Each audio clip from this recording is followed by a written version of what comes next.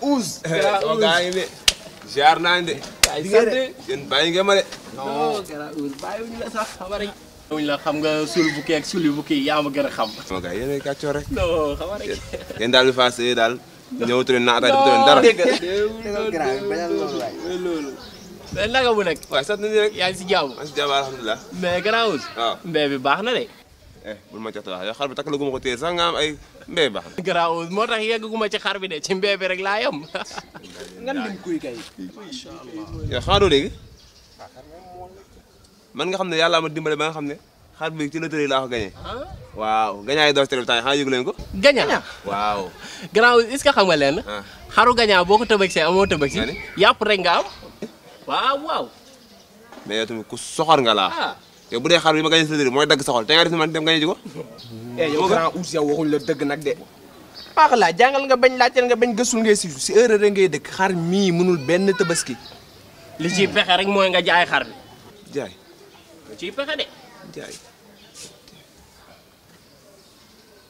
ah kon kay xaar la mu ñëw pere ataay léegi ak kii kay.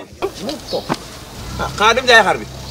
xanaa xamoo yow mii sax boo ko jaayee xaalis boobu boo jëndee beneen xar amoo tëbëg si. nga ni yàpp rek nga am. yaa ko tay de.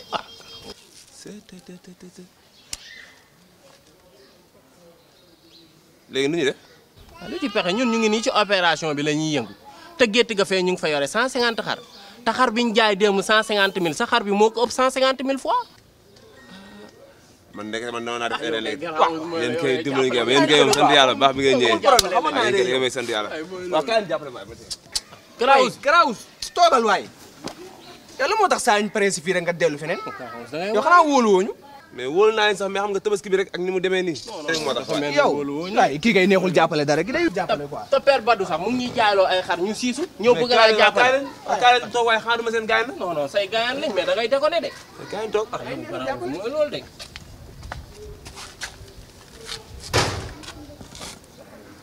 man question sax ñàkk wóolu wóolu naa leen de mais. Gara Ouz dafa mel ni ñun taluñu sa xel quoi.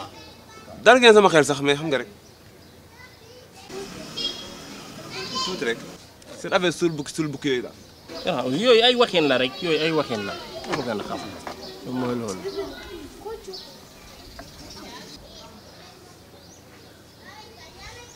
xar maa ngi ne jëlee ngeen yóbbu. jaajëf booy bu gaaw jàppal ci genn bi. tegal ma yóbbul ma noonu. jàppal ci genn bi. sama gars yi baa xam ngeen leen. waaw. xar bi sama àdduna sama àllaxira mu ngi ci biir de. bul wax dara xar bi ñu ngi koy jaay léegi indil la sa xaalis. ah sama xaalis da ñëw léegi. non Gara Ouz man waxin la quoi man fii ak suba wala ginnaaw suba te même sax buñ ko jaayal ñun ñoo lay fayal suñu bopp xaalis. waaw baax na dem leen. Gara Ouz. bu xar métti na de waa ji yow ay xar mi kay comme teg nañu coono de.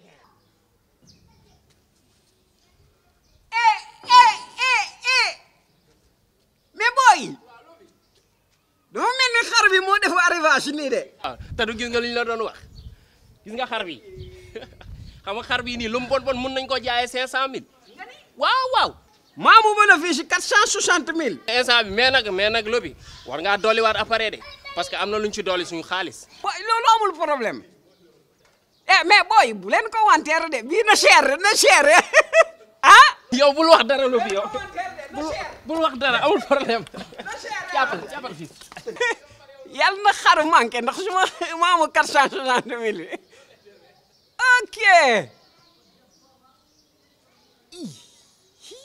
dañu koy dégg ba tabax immeuble.